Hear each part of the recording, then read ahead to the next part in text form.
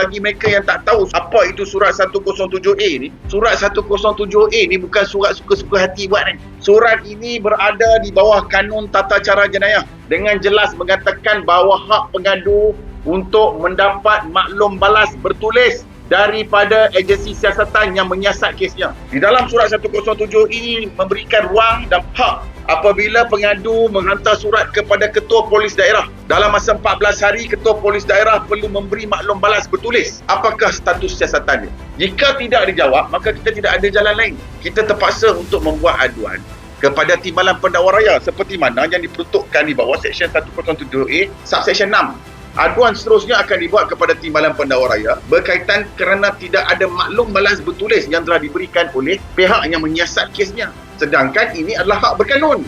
Bukan ada pilihan nak jawab pun boleh, tak boleh jawab pun tak boleh. Bukan dia nak tahu butiran siasatan pun. Dia nak tahu kesnya sama ada siasatan tu dibuka ke, covering ke, NFA ke. Adakah itu terlalu susah untuk dimaklumkan? Kalau dibuka kesiasatan, maklumkan dibuka, suspek sedang dicari. Itu jawapan yang dah memadai. Dan apa yang kita minta bukan satu permintaan yang di luar daripada skop undang-undang.